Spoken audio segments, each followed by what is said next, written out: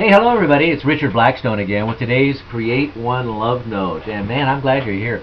I'm actually doing this love note on a Friday, and Friday is one of my favorite days, as it might be for you too. It's a beautiful day here in Eugene, Oregon, where I live. It's absolutely, I'm looking out my office window now. Beautiful sun's coming up over the eastern horizon, and oh, it's paradise. Okay. So what we're going to do here is I'm going to read our love note for today, and then we'll talk about it, see how it applies to your daily life. Okay, today's love note says, you know, one of my favorite books is Mutant Message Down Under by Marlo Morgan. Now, the author gets caught up in a walkabout in Australia, in the Australian outback, with an indigenous tribe. It's a fascinating read about life from the perspective of the Aborigines. Now, if you want an outback experience, look at your family. The opportunity to learn how to deal with your fellow humans is right there in your own home, your town, your job. You don't have to go anyplace to learn to negotiate, to learn non-judgment, to learn to accept yourself, and to create your own happiness. Think of it as a walkabout in your mind. Oh boy. Yeah. You don't have to go anywhere. Everything you have, everything you want is right there. That's one of the real cool lessons of life. Everything that you need, everything that you want to get from where you are to where you want to go, you already have it. Now, you may have to look around a little to figure out where it is, but you already have what you need. Just get going on your journey. And it's all a journey. It's a big walkabout. In your life journey. And once again, I cannot recommend this book highly enough. I couldn't hardly put it down. The book again is called Mutant Message Down Under. It's by Marlo Morgan. If you have an opportunity to go find that book, read it. It's fascinating. And the fascinating part of the book, besides for the great story that Marlo tells, is the Aboriginal way of life. How they don't need money, societies, buses, cities. They have created a way of life that depends on nature and their interaction with nature.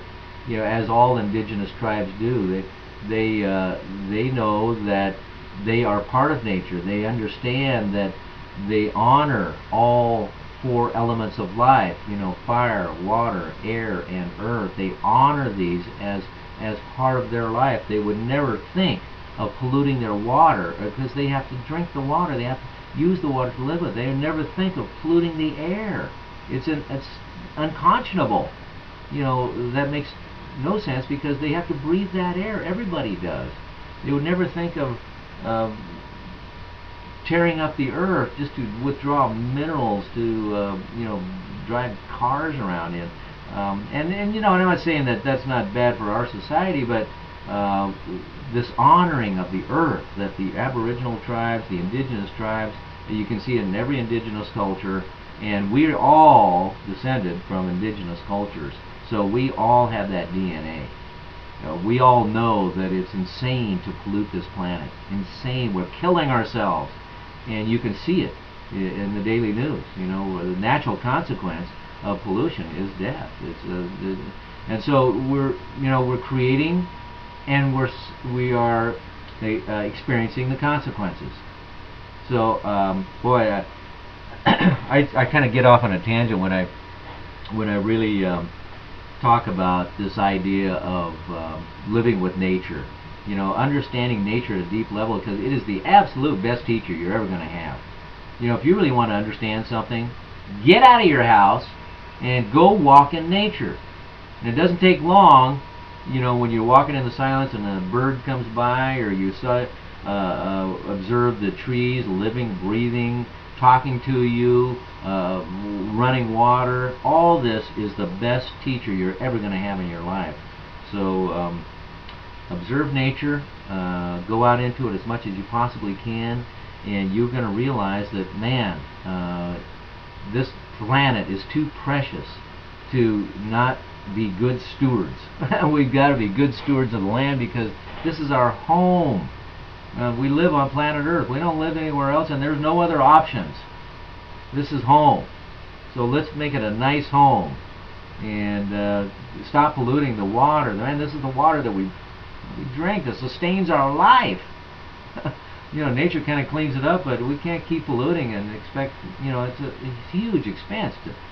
If man had to pay to clean up the water that we polluted, it would be astronomical. You know, we couldn't afford it. Nature does it for free. So anyway, honor the planet and read that book. It's a beautiful book. Once again, I'll mention the name. It's Mutant Message Down Under by Marlo Morgan. Wonderful book. So read that, and let's see. At Create One Love, we teach you things about, you know, life, nature, how to understand yourself at a deeper level. And one of the tools we use is called MasterYourLifeVideos.com. Go to that website, MasterYourLifeVideos.com, and you will see 20 free videos about how to improve your life, how to understand yourself at a deeper level, and create the life that you truly desire. Hey, now that sounds pretty good, doesn't it?